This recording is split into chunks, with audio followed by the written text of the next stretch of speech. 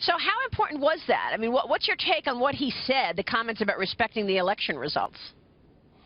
Well, first, there have been scientific surveys after every single one of these debates, and as was the case with the prior two, Hillary Clinton won all of them last night by double digits. So, you know, people, I love this denial that the Trump campaign is in, and let's talk about this point that you asked about. You know, I thought his threat to put her in jail at the last debate was bad, but to refuse to accept the results of the election and to say, I'll keep you in suspense like it's some game show, that's undemocratic. That's unpatriotic. That's un-American. And worse, it's an albatross around the necks of every down-ballot Republican, because now it's too late for them to distance themselves and say, oh, you know, I don't go there.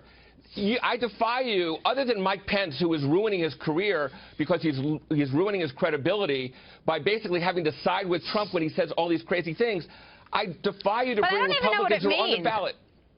But I don't even know what it means, Richard. I mean, when you say I'll let you know if I respect the decision, I mean, look, if she wins, she wins. So I don't even know. I mean, are you in denial? You heard what Richard said. No, here's what it means. It means no, not you, Richard. I've got a Trump person here, Boris Epstein. Hey, Richard, how are you, my friend?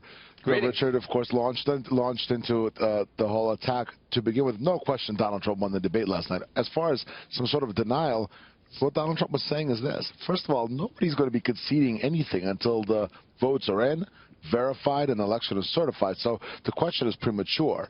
Second of all, what you need to be looking at, you should be looking at the fact that there was widespread voter fraud in 2008, same in 2012. And what Donald Trump is saying is that we need to make sure that the election is proper, that there's integrity, and the transparency. There's nothing wrong with that, and I don't know why Democrats are so upset at having an election with integrity. What's wrong with that? Yeah. No, that makes sense, Richard. We've never had, in the history of this country, somebody who wouldn't concede the obvious results. What is Trump going to do on election night? Now, excuse me, Al Gore. That was a hair's breadth decision. Okay, everybody knew there was a reason. He conceded that he unconceded. You know, Boris, it is pathetic. Sorry. And it's not personal to you. It is pathetic when I hear these Trump surrogates use Gore as the explanation for why Donald Trump will refuse to concede. You just said it hasn't happened in history. It happened in very recent history. No, listen, we're not talking about conceding anything, Richard. We are going to win. Hold on, Richard. Take it easy. We're going to win this election. Donald Trump is going to win because Hillary Clinton is a lifelong failure. She doesn't have anything to offer the American people on national security or the economy, and you're coming in here and you're blowing this way out of proportion. What Donald Trump was saying is that when the election results are in, then he'll take a look at it. Sorry, Boris, it is the peaceful transfer of power. That is what makes America great. It'll be peaceful. Barack Obama to Donald Trump will be peaceful.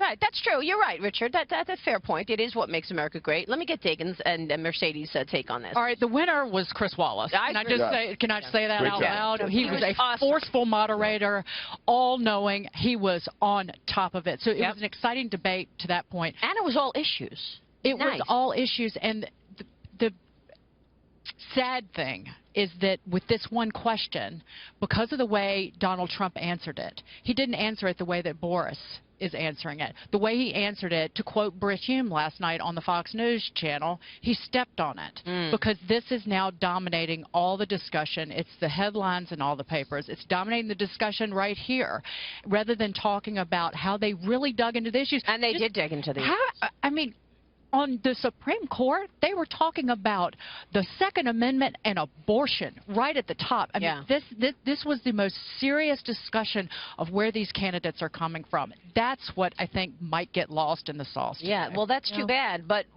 at the end of the day, we did get both of their takes on all of the important issues. So that's the good news. Mercedes. I agree, and I'm going to play a little bit mother hen between Boris and Richard. I think that when Donald Trump talked about the results, I was expecting more of an explanation in terms of saying, you know, we got to see what happens, but there is a sense of voter fraud which should be addressed. I mean, it's reality that exists in our nation. I mean, we've been seeing tapes coming out from Project Veritas, et cetera. So I find that the media really, it turned into a bit of a frenzy where it was basically saying, oh my goodness, he's not going to accept the results. And then the campaign did have to come out and clarify that he would accept the results in that case. So to both of their points, I think that there is that sense that we have to agree in terms of a peaceful transition, whether it is a President Trump or it is a President Hillary Clinton. You know, one thing that's been a bit forgotten in this is that, you know, Donald Trump is somebody who's dead focused on winning this election, right? That's what he's talking about. That's what he's concerned with. And the issue with voter fraud has been something that the Republicans have been talking about now for several cycles. The Democrats continue to deny. Talk about somebody who denial. Boris, the key is that you have to, I think for Donald Trump, his strongest point is when he's talking to the suburban moms out there about the economy, about health care, about education. If we get stuck in the rigged election mentality on a campaign issue or theme, I think it just loses a broader vision, but a lot which of I Americans, think he's more effective than what he did last night in the debate. Do feel that the system is broken. For sure. And what he was saying to them is, I'll make sure the system is working, and I'm not going to be bowled over by the Democrats as they try to do to other Republicans. Go ahead, Richard. Go ahead. The evidence, Boris, that it's not broken is the following. Philadelphia is always used as Exhibit A, right? There was a Republican attorney general in the state of Pennsylvania who brought a grand total of 0 voter fraud cases, who became governor. And while he was governor, he brought a grand total of 0 voter fraud cases. My point is, it's just talk. There was that Loyola study that had 1 billion votes cast, 31 cases of voter fraud. Come on. That's the typical Hillary talk. Everything is rigged. When you look at, for example, that Veritas tape where the Democrats, the consultants, were creating and inciting violence at Trump rallies, that's part of it. That's part of this whole rigging. You know, it's not necessarily just dead people voting, you know, and it's not just that. But it's also the idea that people don't believe what's happening. So I think that, there is a fair amount of, I mean, that's true. Well, what about that video? Maria, I would say, look, the fact of the matter is, if you think that every example of violence at a Trump rally was induced by Democrats, I don't think the evidence will support that, A. And B, the evidence there. The video's right here, Richard. You saw the video, right? Come on. No, we're looking at the video right now. They fired a guy over it. 2 guys were fired. But I'm just saying, you don't have to just lie, Richard. I know you're supporting Clinton. You don't have to lie. Be honest. Listen, leadership, the video's right there. Leadership is telling people what the truth is, not what you want them to believe. So yes, because the Democrat leadership, like Debbie Wasserman Schultz, are really good at being honest, right? Everything is rigged in Donald Trump's world. The Emmys were rigged. Judge Curio was rigged. The FBI is rigged. Before I don't want to get too caught up. I think Tegan makes the right point. You know, this is now the conversation, and yet it was a really smart debate. We had phenomenal back and forth on the issues that matter. What was the most important point, do you think, that Hillary Clinton made in terms of the issues that matter, Richard?